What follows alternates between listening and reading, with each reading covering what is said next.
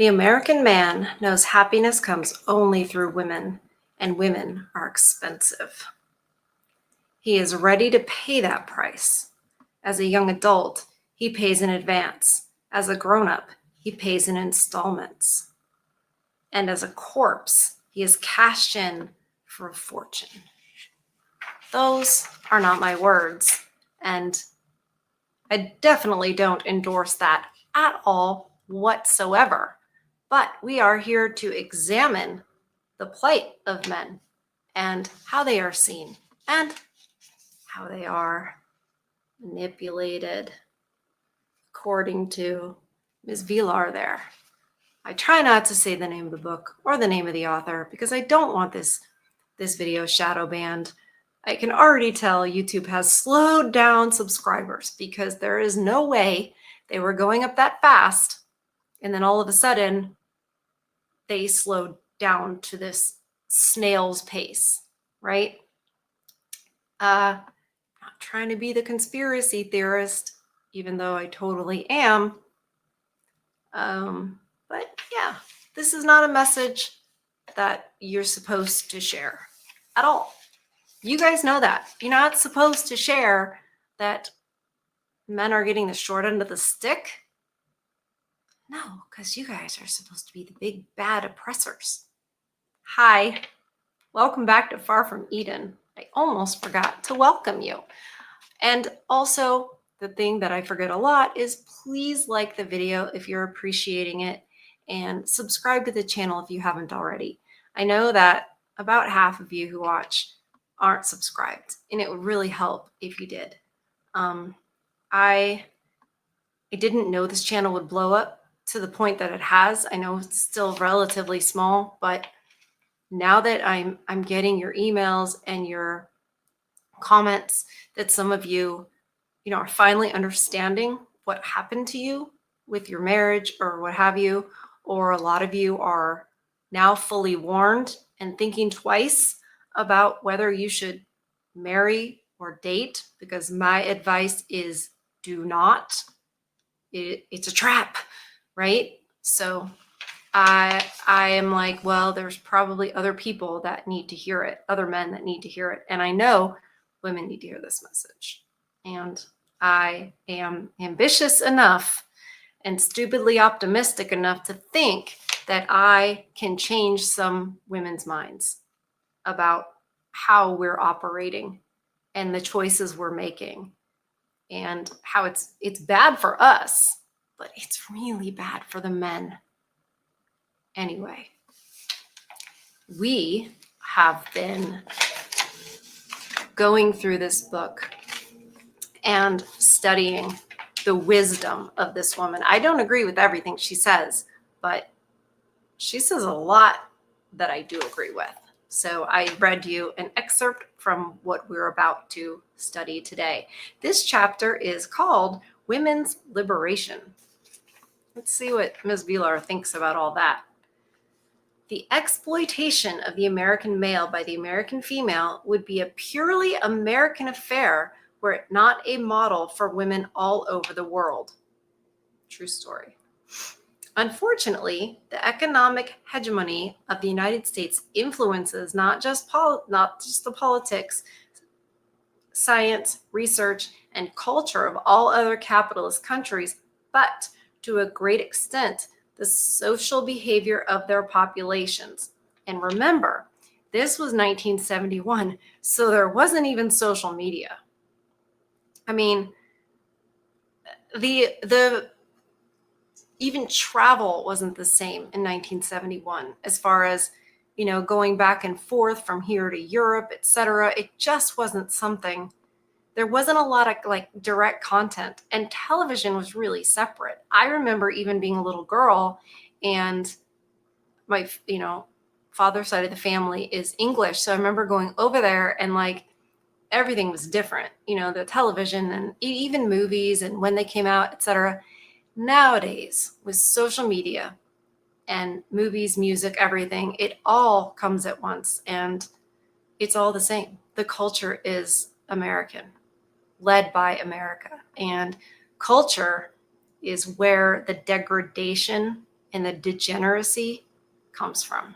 And it's the only place we can actually try to fix it. The problem is the propaganda from these movies, music, etc., is what is leading culture. It's what has led it off the cliff.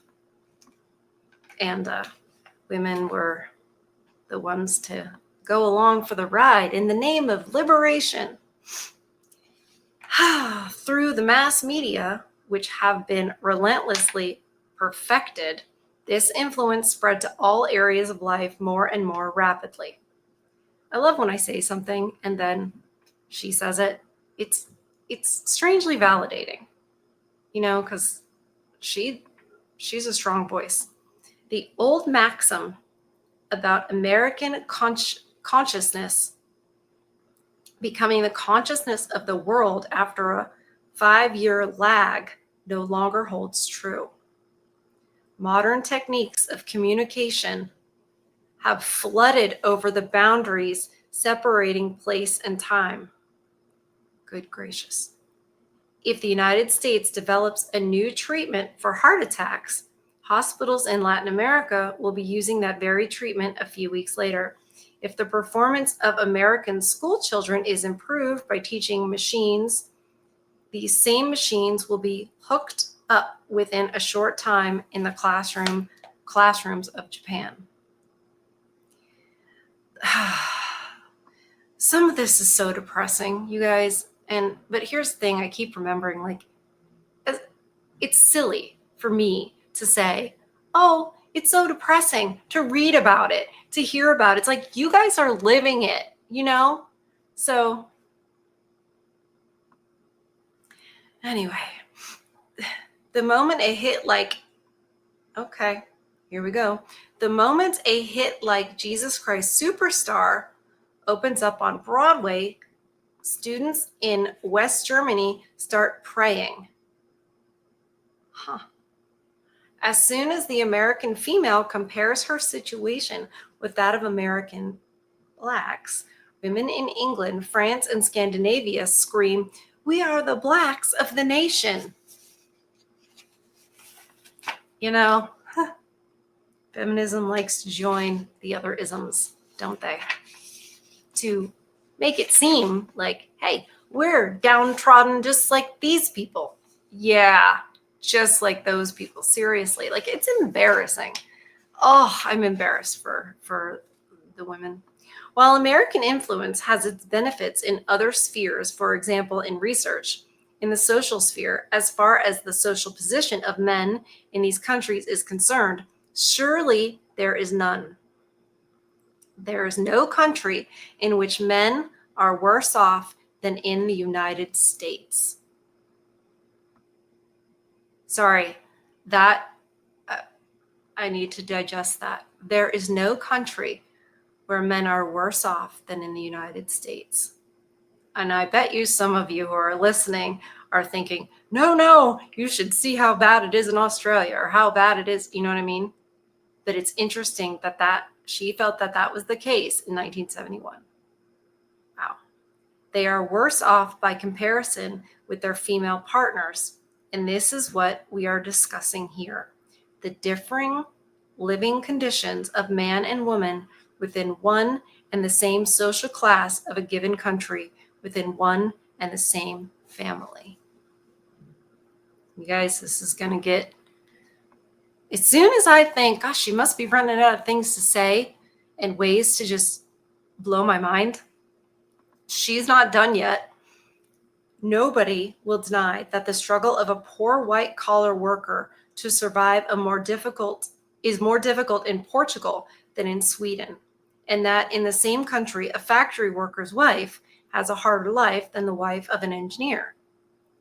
These injustices are the subject of many other books. Here we can discard them entirely. By comparison with her husband, not by comparison with the engineer's wife, the factory worker's wife leads a luxurious life. Right, because you're not comparing the wife of the blue-collar worker to the engineer. You're keeping those comparisons within the class, and that's important. I don't know that I think it's an injustice that a blue collar worker makes this amount and the engineer makes this amount. That seems very socialist to me. But we'll just go on past that. You have to chew the meat and spit out the bones. You cannot just disregard information because you disagree with this and this. I think we miss out on a lot of wisdom doing that. Oh, all right. Why did I lose my spot? Okay. America's high standard of living, combined with its permanent threat of unemployment, is enough to make any man's life miserable. In no country with a comparable standard of living are jobs so tenuous. In no other country with a comparable rate of unemployment are the demands made by the standard of living as high. The difference between a success and a failure is nowhere so clearly defined as in the US.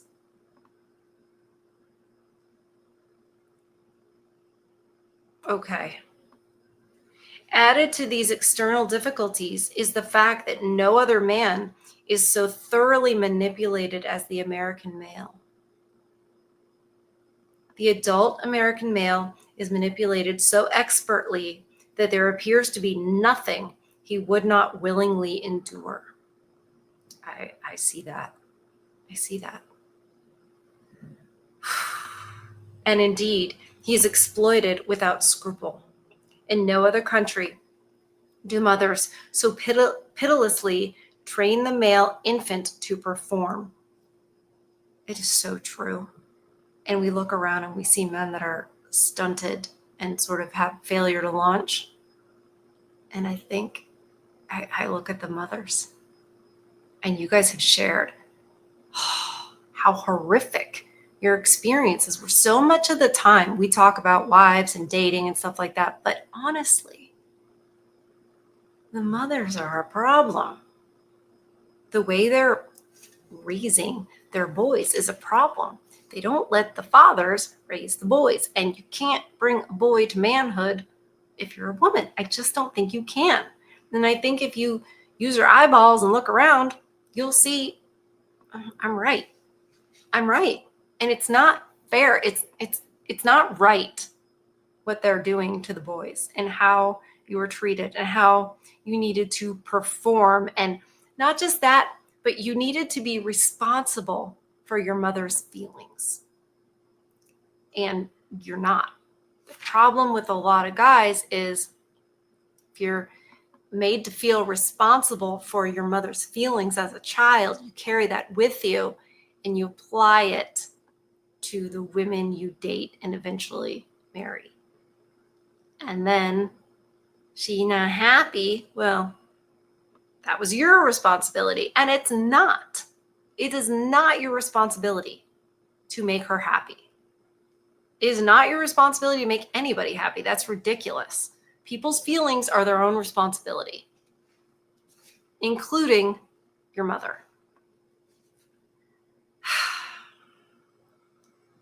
No other society exists where the male hanky-panky drive is exploited for money so unscrupulously. Oh my gosh, absolutely. You guys see that. The amount of money that men pay on a date to figure out if they even like the girl or not. It's hundreds of dollars. That's crazy. And what does she do? She dresses all hoochie like and and that's again, it's extortion. Nobody except the American woman shamelessly professes a creed of profit under the guise of love.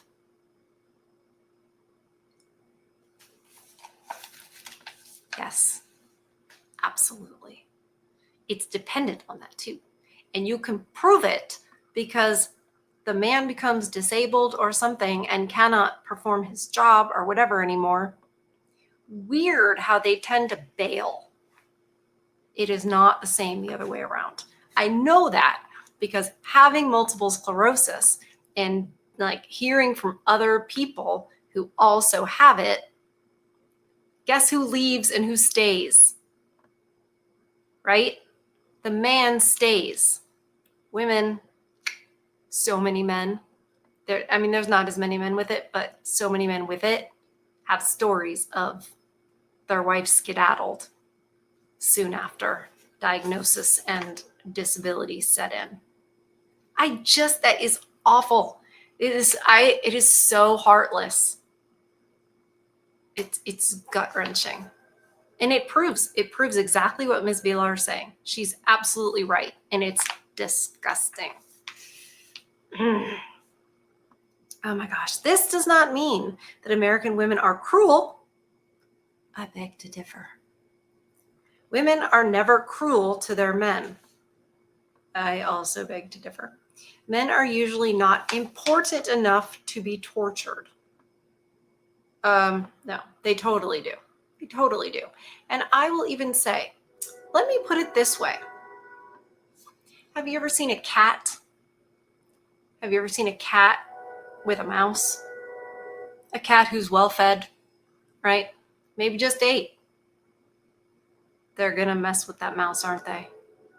They're going to chase it. They're going to prolong it. It is not swift. It is not pretty. It is awful for the mouse, but it is kind of fun for the cat. It comes very naturally for the cat. Do you understand what I'm saying? Right? Only in movies do women ruin their men intentionally. No, that's not true. It's a revenge thing, and they totally will. They totally will. Maybe they weren't as bad in 1971, but I know that saying this, tons of you are going to write comments telling me your story of how they intentionally, you guys have been in family court. You've been falsely accused. I guess that wasn't happening in 1971. I find that very hard to believe. Very hard to believe. She is giving women a little too much credit. This simply means that American women, more than other women, fail to consider men as fellow human beings. Perhaps the many dangers of the pioneering days caused American men to be evaluated by their usefulness to women. After all, that period in history is not that far gone. Well, right. That's true. We are more in touch with the uncivilized days, right? The days before all this infrastructure. We probably are more in touch with that. And that means that, the pioneer days, like we aren't physically capable of doing what the man is physically capable of, right? And we were actually having babies. She does not value that at all. I think if it were up to her, like we'd go extinct. But women were actually having babies and contributing to the family, right? It was not soft life for her, and it wasn't soft life for him. They equally sacrificed, right, to their best ability. And we're more in touch with that. The problem is that men kept doing that and women slacked off. So they slacked off and settled into, housewife soft life in the mid 20th century as things became easier. They didn't have to have a bunch of kids, right? They didn't have to even breastfeed. They had dishwashers and washing machines and microwaves and grocery stores. Grocery stores are not that old. And they sent their kids off to schools. And so life got really easy for women in the 20th century. And they stayed, this is easier. They didn't go, I have more time. Now I can grow a bigger garden. Or I have more time. Now I can do a better job schooling the children. Or now I have more, you know what I'm saying? They had more time, so they had lunch with the ladies and they went and got their nails done and they sat around watching soap operas. Meanwhile, the man is off at the factory, because that was back when America made stuff. You can't separate politics and history from all this stuff. At least I can't. It's all applicable to understand how we got here and where we are exactly. I don't think you can understand where you are if you don't know how you got there and you don't know where you were. Right? Anyway. Mad. And American men prefer to see themselves in this role. A man's salary is the yardstick of his worth. Unfortunately. America is the only place where a badly paid professor is a bad professor and an unsuccessful writer a bad writer. For the Latin American male, masculinity is still associated with potency, if you know what I mean. For the American male, however, the association is directly with money. American literature from Edward Albee to Jacqueline Suzanne revolves around the question whether or not a male is a man if he cannot provide appropriately for the woman in his life. Of course, he is not.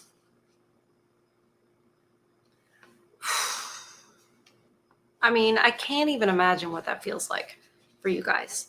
I can't even imagine what that feels like for like a 16-year-old boy to start to realize like that's what his value is going to be based off of. And that's the kind of pressure that he faces because you're not taught that you're valuable just innately. That you're valuable because you're made in the image of God. And it's not because of what you make, and it's not because of what a woman thinks. It's not.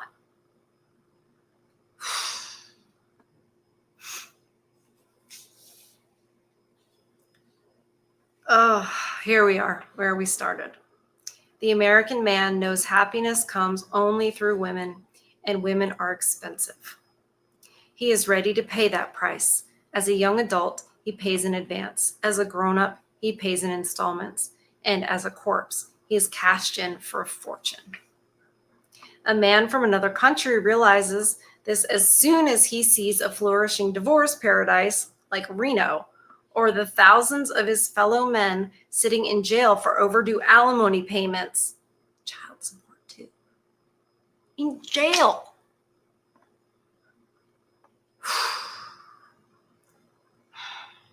On the other hand, the American man views this as confirmation of his superiority.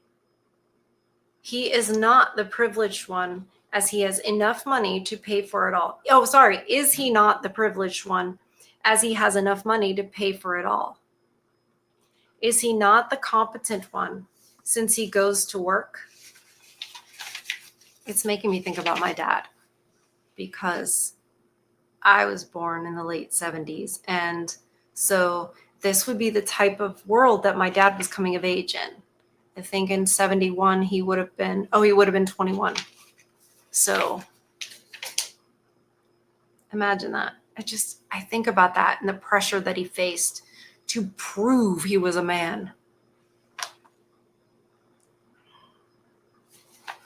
It's sort of like, I wish I knew then so I could appreciate him more.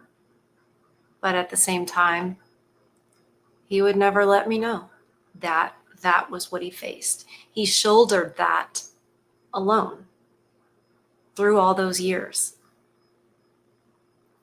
And it's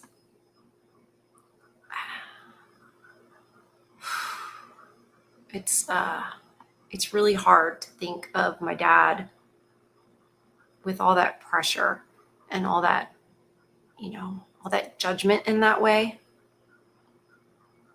constantly chasing his tail, trying to be what he's supposed to be and prove. And it's just a never ending. You can never do it. It's never enough. I mean, and so many men, thank God, are like, they're just stopping because they realize it's never enough. These women are never going to be happy. It's never going to be enough for them. And the more you perform, the more it's expected. The bar is just going to keep going up and up and up. And so the best way to win is not to play the game, because you lose even while you're trying to play it. The happy wife, happy life thing is miserable for the guy. He's constantly like trying to appease her and make her not be awful, right? And trying to keep the family together for what's better for the kids. gosh. Oh. Would his wife have taken on his family and surname were he not the master? Only recently, a poll showed that more American men than women believe that women are suppressed. Okay, I got to read that again. A recent poll showed that more American men than women believe that women are suppressed. More men thought it than women thought it in 1971. I've been saying we can't have this, women are oppressed movement kind of a deal, and get our rights unless there are men that are backing that. And some of them, yes, are betas. Some of them are betas. And they're like, oh, I'm going to do what she wants. And because they're pleasing their mothers, right? So they go forth and they please these women. It's like, oh, you must, oh, I feel bad for you. I feel bad for you. But they're not all betas. Some of them are evil overlords and see women as a tool to advance their agenda. Because women will say, oh, those poor people, and vote accordingly. And then you have a lot of immigration that maybe don't know the country can't quite handle. And maybe it shouldn't have to.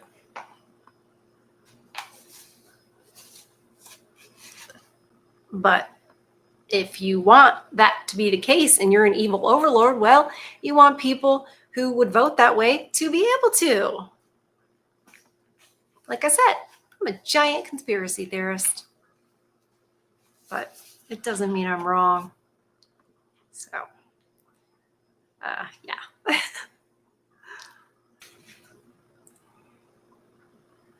When the poll goes on, I just kind of freaked out about that first part. So the men are the ones that think the women are suppressed. And 51% of American men believe that the situation of the American white woman is as bad as that of the American black man. Points of intersectionality. If I think, here's the strategy. If you're not that oppressed, well, join a group that seems a lot more oppressed and, become their ally and just blend it into that, and people will feel sorry for you too. Doesn't make it true.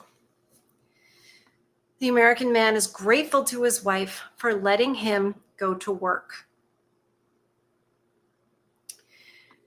Because work to him is a male privilege. Do you guys think that? I don't think you think that anymore. I hope you don't. I hope you don't think that. I really don't. Because, you're not privileged. You're not privileged. You're not the privileged oppressor. That is a lie. The woman for whom he provides has made sure that he never doubts it. And he feels sorry for her in spite of the unequivocal difference between his situation and hers. She has made sure that he sees a sacrifice in her waiver of work. Right. He, more than any other man, mistakes his wife's lack of intellectual ambition for modesty, her stupidity for exceptional femininity, her giving up responsibilities for love, right? I sacrificed my career for you. Come on. Shush.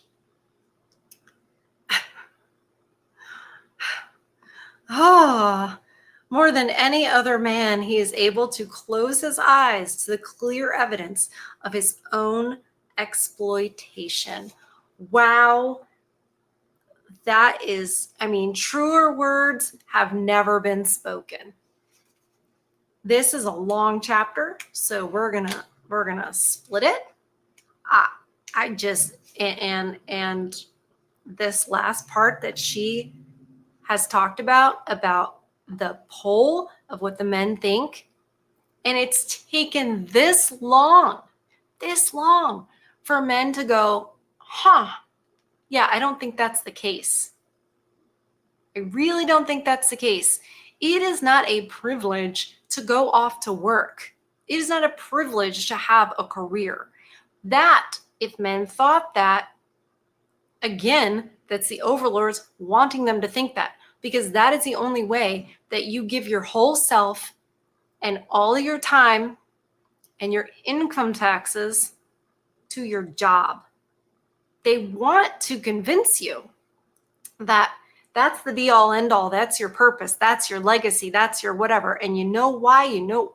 A couple of reasons why what are they pulling you from? They're pulling you from the idea of a family, right? And pouring into that. And I don't mean spending more time with the kids. I don't mean that, because work is how you provide for your family, and it is a way to love them. However, we didn't used to have these jobs. We used to have homesteads where we were self-sufficient and we didn't need the government in the way that we need them now.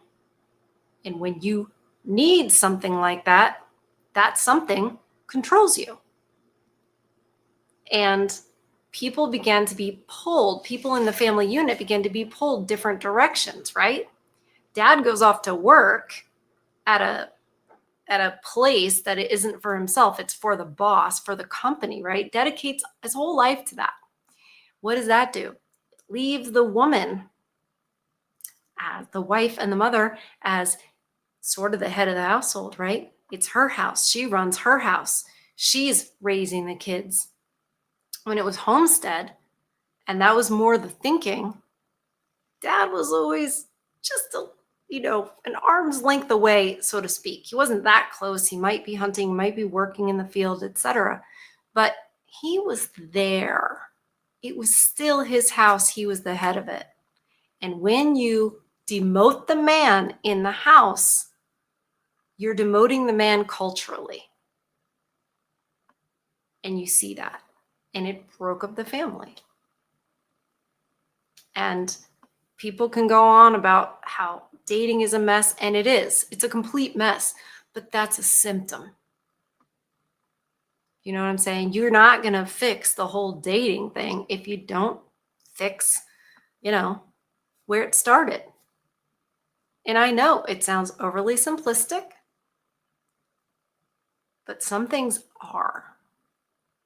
Some things are sometimes it's just right and wrong. And it's sometimes doesn't mean it's easy, right? A lot of times people are like, oh, but what's the solution? Or what do we do? And I'm like, we have to change the culture, which is so difficult because it's very top down. It's very Hollywood and, social media. But this is what I'm doing. And I talk to people in real life about these things as much as I think I can, as far as I think I can move them towards the truth. When you guys share these videos, when you show it to, some of you shared it on X and you shared it even on Blue Sky. Like when you do that and when you show it to a family member, some man sent it to his ex-wife. He sent a video of mine to his ex-wife. That's so funny. Made her mad, which made me happy. But you know what I'm saying? Like the more you share it, and I'm doing that too. Now I have 2 women who help me with the channel. They're helping me, do things that help it grow. We're building a store, so because people have asked and I'm like, well, I guess we're gonna have a store now, right? But it's things like that. And so they are women And they don't hate me for the message. They agree with a lot of it. And I'm excited about that, right? Because the more you talk about it, and I tell people now I tell people about the channel, and I tell women, I even said it to my counselor. And I said about, I think women are better off at home raising their children. It gives them something to think about, because we're not allowed to say that. As women, you're not allowed to say that. As one lovely Gen Zer that I know said to me, you can be anything except a real woman. You can be anything as a woman in the eyes of feminists except a real woman. I was like, man, that is so true. Because they want us doing this. They want us keeping you guys on a leash, controlling you. That's what they want us to do. And most women do not realize that you're just like, in the end of the day, you're helping the overlords because you're disenfranchising men. When you call them their oppressor and you pick the bear over them, you're trying to take them down a peg. And men are not having it anymore. Even some men are like, I'm not going to I could make a lot of money, but why? Just paying higher taxes, just going to be in a higher tax bracket. Or they're making that money and they're investing in themselves. Uh-oh. That's why they want to tell you you're hateful. When in fact, you're just like, yeah, if this is the game, I don't want to play. Just going to walk away. Like, it's like, why are you so mad at that, ladies? Sorry, so funny. Oh, I don't know.